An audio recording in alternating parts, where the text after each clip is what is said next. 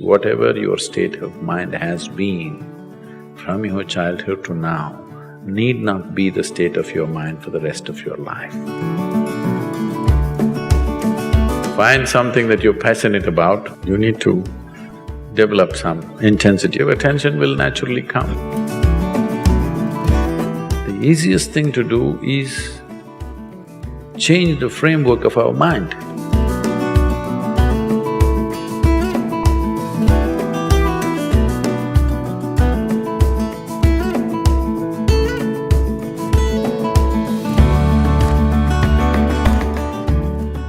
See, when it comes to physical body and the mind, no two human beings have come with the same capabilities, isn't it? Physically, mentally, what one human being can do, another human being cannot do, it's in so many different ways. So instead of getting a title that I'm attention deficiency, I'm ADD, ABC, XYZ, so many things the thing is, how to maximize who you are, isn't it?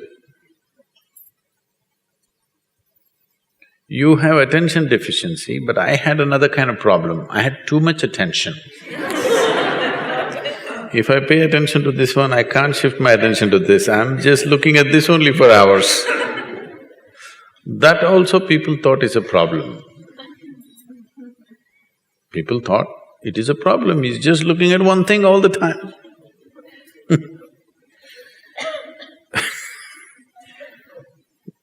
I remember this situation so well, it was so insane. You know, my father is academically excelled all his life, but unfortunately, he produces a son like me who has no concern about academics of any kind. So he thinks he's a very strict disciplinarian, and evenings, 7 to 9, every day in the evening, we must all, the 4 siblings, all of us must study textbook. I pick up some textbook because it doesn't matter for me what.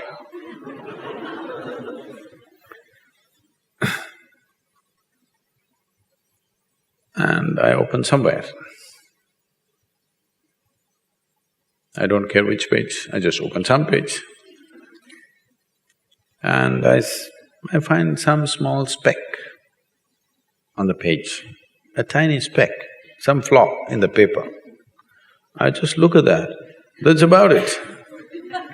It just grabs my attention in such a way, I just sit there 2 hours just looking at this speck. I don't read a single word, but I never looked up and looked here and there because it really held my attention. 2 hours I'm just looking at the speck. Because there is so much in a bloody speck, you know? There's an entire world in a speck. People have spent their lifetimes looking after a microscopic molecule or an atom, isn't it?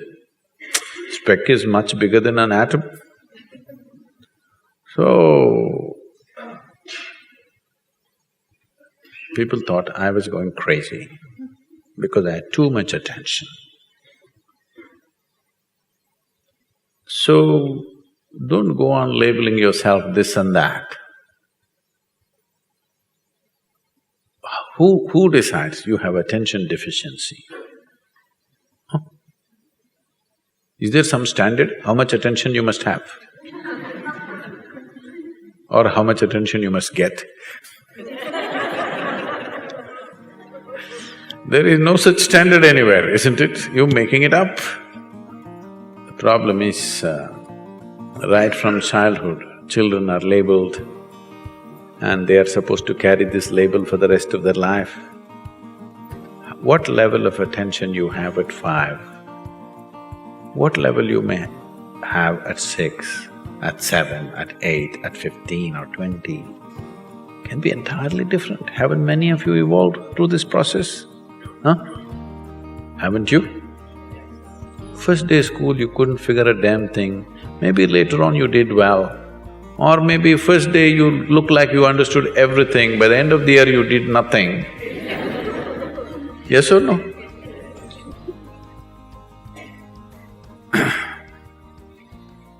You're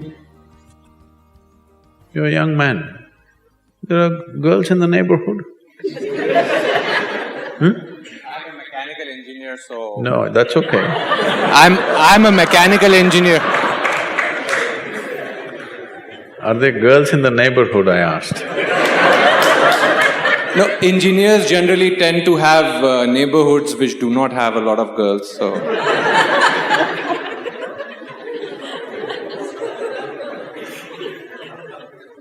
They must be moving away for some reason.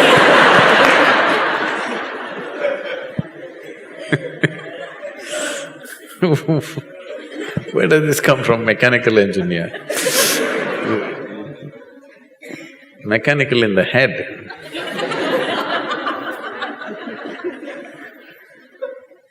So, you're at a certain age, now you get drawn to somebody, you don't have to concentrate, isn't it? Hello? You don't have to concentrate. They will invade. So it is only a level of interest. If you have a deep level of interest in something, attention will come. Why will it not come? You still have not found any interest in anything. I don't know which part of the mechanics you're handling in London.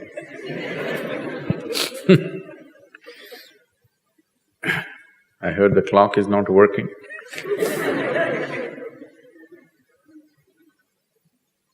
So, if you become profoundly drawn to something, why will you not have attention? Attention will come. Do I have as much attention as somebody else? Maybe not. I never had any attention for what was happening in the classroom, but I didn't find that interesting. But my attention was in all kinds of things.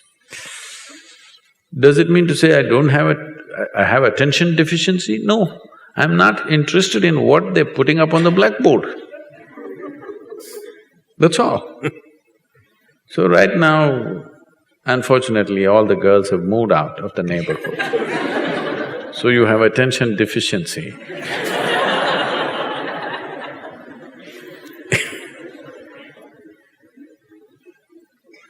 Find something that you're passionate about, attention will come.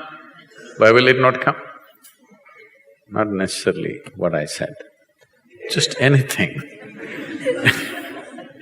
I'm taking that example of a girl because there is a chemical support. Yes? There is a chemistry working for your attention. Other things need little more effort to pay attention to.